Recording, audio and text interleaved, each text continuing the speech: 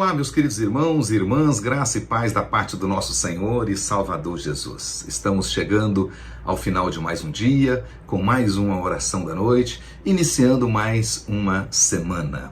E eu quero dar sequência às nossas devocionais aqui na oração da noite, a respeito do reino do céu, suas exigências e privilégios. Um estudo baseado no Sermão do Monte, pregado pelo nosso Senhor e Salvador Jesus Cristo, e que se encontra registrado no Evangelho segundo Mateus, nos capítulos 5, 6 e 7. Hoje eu quero estudar com os irmãos a sexta e sétima bem-aventuranças, que se encontram aí, capítulo 5, versículos 8 e 9.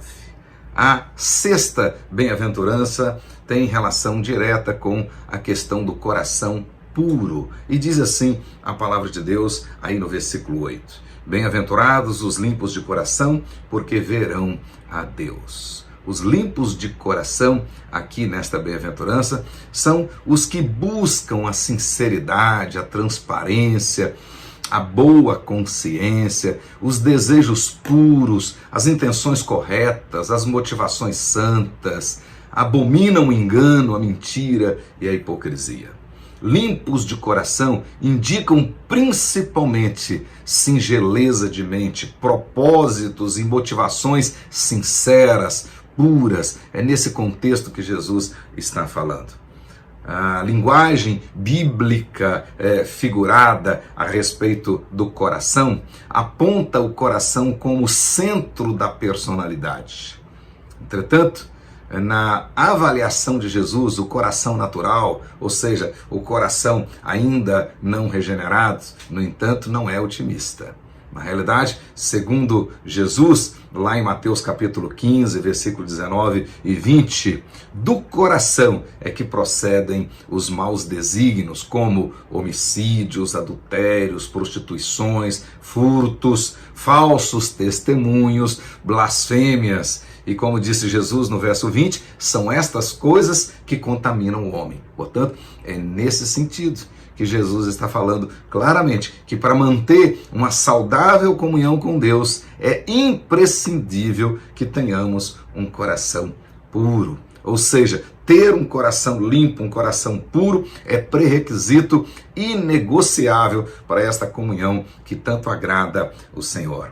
E com certeza, essa bem-aventurança tem a sua base lá no Salmo 24, versículo 3 até o versículo 5, que diz assim: quem subirá ao monte do Senhor? Quem há de permanecer no seu santo lugar? O que é limpo de mãos e puro de coração, e não entrega a sua alma à falsidade, nem jura dolosamente.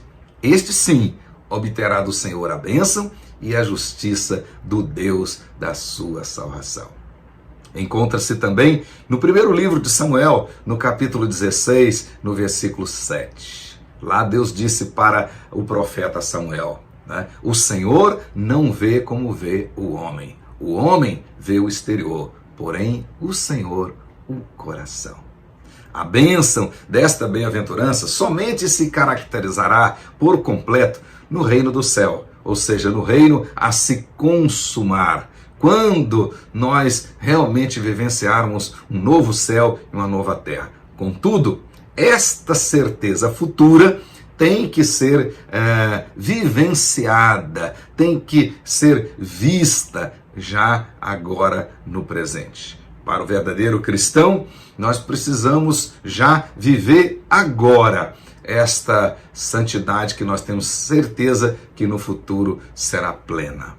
Essa é a verdade que João ensina em sua primeira carta, no capítulo 3, no versículo 2 e 3. E lá ele disse o seguinte: amados, agora somos filhos de Deus, e ainda não se manifestou o que haveremos de ser, mas sabemos que quando ele se manifestar, seremos semelhantes a ele, pois o veremos como ele é. E no versículo 3, o apóstolo diz assim: todo aquele que nele tem esta esperança, purifica-se desde já a si mesmo, assim como ele é puro. Portanto, nós temos a certeza e a promessa de que receberemos essa bênção no futuro, mas nós já precisamos viver esta pureza no presente. A sétima bem-aventurança é a promoção da paz. Bem-aventurados os pacificadores, porque serão chamados filhos de Deus. Versículo 9, Mateus capítulo 5. Essencialmente, essa bem-aventurança aqui não está falando do espírito pacífico ou de desejar a paz, o que não tem nada de errado. Aliás, o cristão deve ter esse espírito pacífico e desejar a paz. Entretanto, nessa bem-aventurança, Jesus está falando dos pacificadores, literalmente dos fazedores de paz. Aqui, na realidade, Jesus está fazendo uma relação com a sua própria missão. Ele veio para estabelecer a paz entre Deus e os homens e fez isso de maneira ativa, ou seja, pagando o preço do nosso pecado por meio do seu sacrifício. E com o seu sacrifício, removendo esta barreira entre Deus e os homens. Jesus agiu da mesma maneira também em relação aos judeus e gentios, ou seja, unindo os dois e transformando-os em um só corpo. Por isso que profeticamente Jesus foi anunciado como o príncipe da paz. O evangelho é a boa nova de paz. As boas novas de Jesus são a maior mensagem de paz. E quando o cristão proclama o evangelho, literalmente, ele se torna um mensageiro da paz. Portanto, um pacificador. É isso que Isaías está falando lá no capítulo 52, versículo 7. Ele diz assim: que formosos são sobre os montes os pés do que anuncia as boas novas, que faz ouvir a paz, que anuncia coisas boas, que faz ouvir a salvação, que diz a Sião: o teu Deus reina. E é o que o apóstolo Paulo reafirma aos Romanos no capítulo 10, versículo 15. Ele diz assim: quão formosos são os pés dos que anunciam coisas boas. Portanto, meus queridos irmãos e irmãs, quando nós pregamos o Evangelho, quando nós proclamamos o Evangelho da paz, com sinceridade, com motivação, nós somos pacificadores. Nós estamos pregando a paz, anunciando a paz, como cantávamos antigamente um dos nossos corinhos.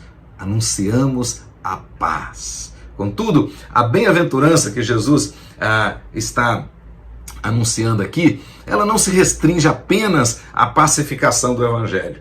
Ela tem relação também com a disposição ativa, proativa de promover a paz, de procurar estabelecer a paz e harmonia entre inimigos. Ou seja, é uma disposição mais nobre do que aquela que o apóstolo Paulo fala lá em Romanos capítulo 12, versículo 18. Lá em Romanos 12, 18, o apóstolo Paulo diz assim: se possível, enquanto depender de vós, tende paz com todos os homens. Então aqui, na realidade, não é somente viver em paz ou ter paz com os outros homens, mas é também agir para promover a paz entre os outros homens. E a consequência disso, a bênção disso, é que nós seremos chamados filhos de Deus. E aqui tem um detalhe curioso: Jesus usou um substantivo masculino e não neutro. Nesse sentido, então, filho de Deus aqui tem mais relação com ser portadores do caráter de Deus, e não somente descendentes ou herdeiros. Portanto, a recompensa do pacificador que aparece aqui nessa bem-aventurança é ser reconhecido como aquele que reflete o maravilhoso caráter do Filho de Deus, Jesus Cristo, o príncipe da paz. Olha, quando vivemos assim, nós ficamos cada vez mais parecidos com Jesus. É isso que o apóstolo Paulo ensina em Efésios capítulo 2, versículos de 11 até 22. Meu querido irmão, minha querida irmã, que Deus encha o seu coração, encha a sua casa destas bem-aventuranças maravilhosas, que nós possamos expressar o caráter de Cristo todos os dias. Uma boa noite e que a graça do Senhor Jesus cubra você e toda a sua família. Até o próximo encontro, em o nome de Jesus.